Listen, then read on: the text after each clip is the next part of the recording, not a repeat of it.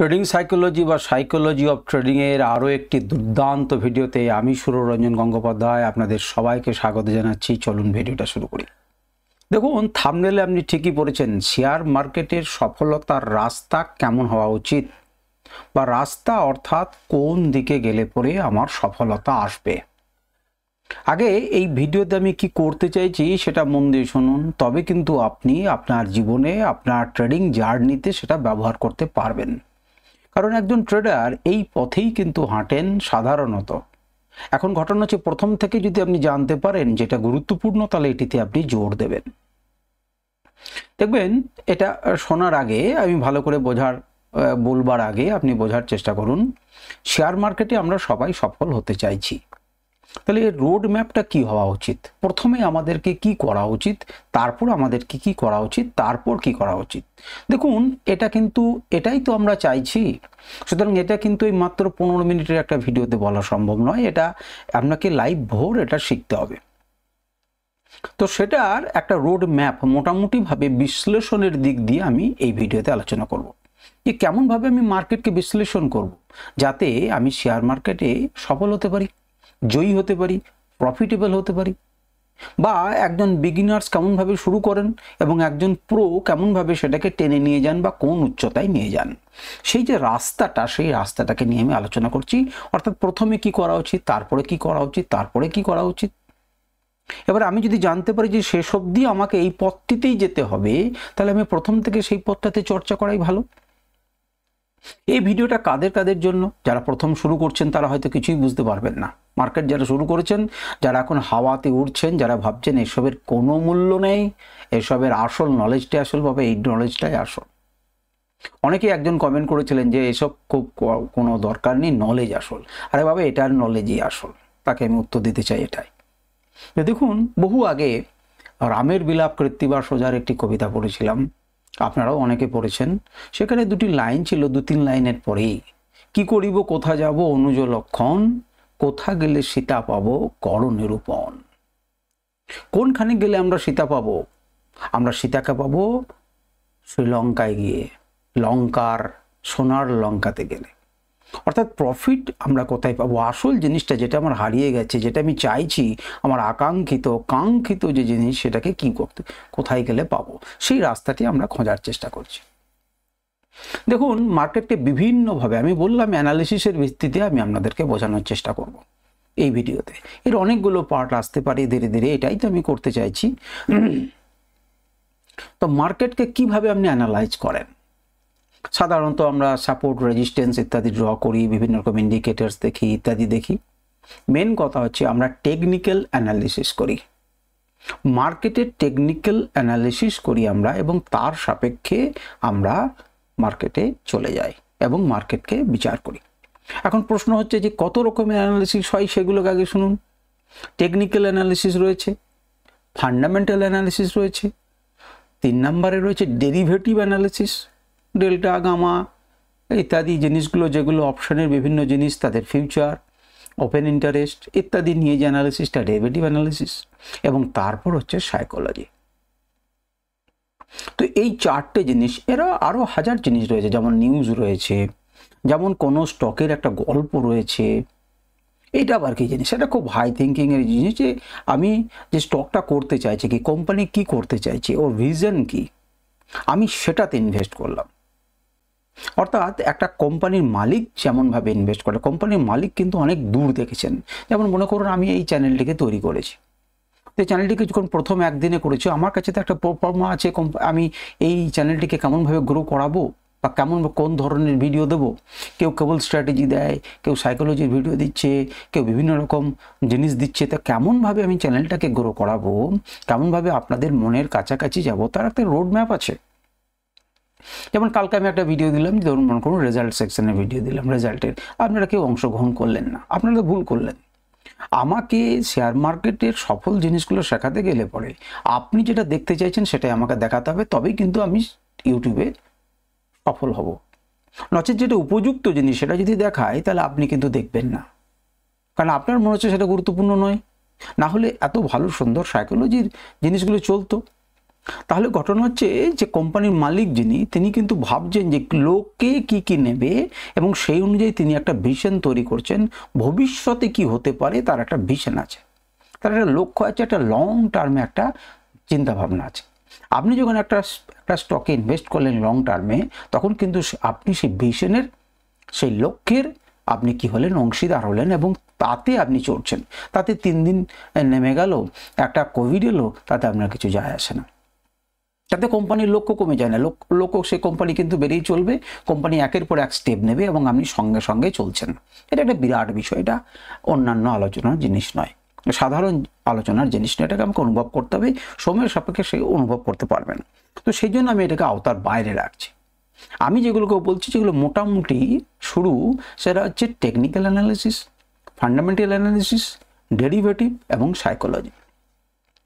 তো টেকনিক্যাল অ্যানালিসিসের মধ্যে কি কি পড়ে আপনারা সবাই জানেন, যে সেখানে সাপোর্ট রেজিস্ট্যান্স পড়ে, সেখানে বিভিন্ন রকম ইন্ডিকেটরের আলোচনা পড়ে, হ্যাঁ, আপনি চ্যানেল পড়ে, ক্যান্ডেলস্টিক প্যাটার্ন পড়ে, ইত্যাদি জিনিসগুলো পড়ে এবং সেগুলোর সাপেক্ষে আমরা একটা আমাদের মতামত তৈরি করি। এর মধ্যে প্রাইস অ্যাকশন অত্যন্ত গুরুত্বপূর্ণ, এ নিয়ে কোনো সন্দেহ নেই। বিভিন্ন রকম ইন্ডিকেটর অত্যন্ত গুরুত্বপূর্ণ, আপনি যদি ব্যবহার করতে জানেন তবে। আপনি সাদা চোখে যেভাবে ব্যবহার করছেন সেভাবে ব্যবহার করার জিনিস নয় সবগুলো, সেগুলো বিভিন্ন রকম কাজ রয়েছে এবং অ্যাকুরেটলি কাজ দেয়। কি ল্যাগিং, কি আপনার অ্যাডভান্স, সব জিনিসই আপনাকে মোটামুটিভাবে একটা কাজ দেবে, আপনি একটা ধরে থাকলেই হবে। দ্বিতীয় নম্বর, একজন ট্রেডার যখন প্রথম শুরু করে, এটাই শুরু করে, তারপর যখন একটুখানি হয়ে গেল, সে যখন একটুখানি ইনভেস্টমেন্টের দিকে বা ফান্ডামেন্টালি স্ট্রং স্টক খোঁজার চেষ্টা করে, সে দেখে যে আজে বাজে স্টকে আমার কাজ করে লাভ নেই। আমি বুঝে গেছি যেগুলো ভালো লিকুইড এবং ভালো স্ট্রং স্টক, সেগুলোকে খোঁজার চেষ্টা করি। তখন ফান্ডামেন্টালি স্ট্রং মানে সে রেজাল্ট কেমন করলো, তার পরের রেজাল্ট কেমন হতে পারে, সে ক্রমান্বয়ে লাভ করছে কি করছে না, সে তার ঋণগুলোকে মিটিয়ে দিচ্ছে কি দিচ্ছে না, ইত্যাদি বিভিন্ন ফ্যাক্টরগুলোর ওপরে, তার সেলস কেমন করছে, সে গ্রোথ কেমনভাবে করছে, এই সমস্ত ম্যাটারগুলোর ওপরে সে নির্ভর করে এবং একটা বড় ভাবনা চিন্তা তৈরি করতে করে। অর্থাৎ সাময়িক যে ঘটনা সেটার ওপর সে থাকে না। তো সেটা হচ্ছে ফান্ডামেন্টাল অ্যানালিসিস। ফান্ডামেন্টাল অ্যানালিসিস যখন শিখে যায় এবং তখন ততদিনে সে অপশন ট্রেডিংয়ে লস করতে শুরু করেছে বা অপশন ট্রেডিং অনেকটা হারিয়ে গেছে, তখন থেকে যে অপশন ট্রেডিং করলে পরে আরও বেশি রিটার্ন পাবো, সুতরাং আমি অপশন ট্রেডিংটাকে শিখি। তখন অপশনের বিভিন্ন রকম ধরনের প্যারামিটার, ওপেন ইন্টারেস্ট, তারপরে মনে করুন পিসিআর ডেটা, এই সমস্ত বিভিন্ন হাবিজাবি যেগুলো এফএনও সেক্টরে ট্রেড করতে গেলে প্রয়োজন হয়, সেইগুলোকে নিয়ে পড়েন এবং সেইগুলোর অ্যানালিসিস করেন এবং দেখেন যে একটা বিউটিফুল ওয়ার্ল্ড খুলে যাচ্ছে এবং ওপেন ইন্টারেস্ট, পিসিআর ডেটার সাহায্যে তো ভালোভাবে আমি ক্যাশ মার্কেটও ট্রেড করতে পারছি, এফএনও স্টকগুলোকে ট্রেড করতে পারছি, আমি ইন্ডেক্স ট্রেড করতে পারছি। এরপরে মোটামুটিভাবে এবার তিনি সাইকোলজির উপরে জোর দেন। আসল খেলাটা তিনি বুঝতে পারেন যে সাইকোলজি স্ট্রং না হলে এগুলো অ্যানালিসিস করতে পারলেও হবে না। আমি একটা সঠিক সাপোর্ট আঁকতে পারলাম, আমি একটা সঠিক রেজিস্ট্যান্স আঁকতে পারলাম, কিন্তু আঁকতে পারলেই আমি কিন্তু করে উঠতে পারছি না।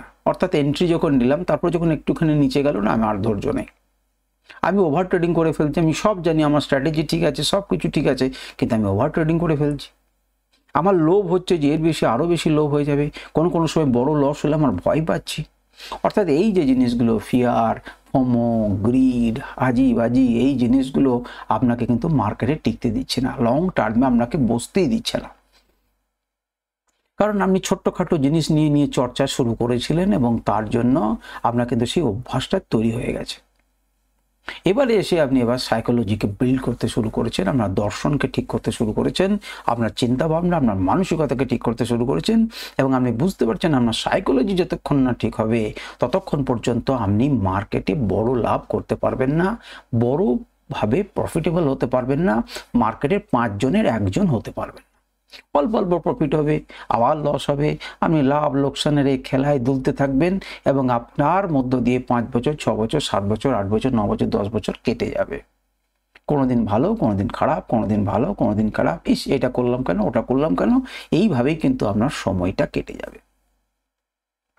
তাহলে এইগুলো ভাবনা চিন্তা করার পর তখন আপনারা ভাববেন যে ফালতু সময় কাটালাম, লং টার্মে আমি কিছুটা ইনভেস্ট করে দিই। তো বিভিন্ন রকমভাবে এই যে মার্কেটের এই জার্নিটা আপনি চলতে থাকবেন। তো কয়েকটা আগে ভিডিওতে আমি বলেছিলাম যে আপনি কোন ধরনের ট্রেডার, কোন ধরনের আপনি একজন নিবেশক বা শেয়ার মার্কেটে কেমনভাবে পার্টিসিপেট করতে চাইছেন সেটাকে আগে স্থির করুন, নিজের পথ নিজে নির্বাচন করুন। নির্বাচন করার পরে আপনি পথগুলো জানলেন যে টেকনিক্যাল, ফান্ডামেন্টাল, ডেরিভেটিভ এবং সাইকোলজিক্যাল অ্যানালিসিস বা সাইকোলজিটা তৈরি। এদের মধ্যে সব থেকে উপেক্ষিত যদি হয় তাহলে হচ্ছে সাইকোলজি।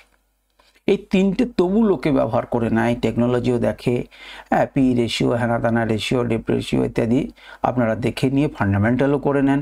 তারপর অল্প বিস্তর ওপেন ইন্টারেস্ট এবং পিসিআর ডেটা নিয়েও লোকজন করে নেয়, কিন্তু সাইকোলজির উপরে কিন্তু খুব কম জোর দেন।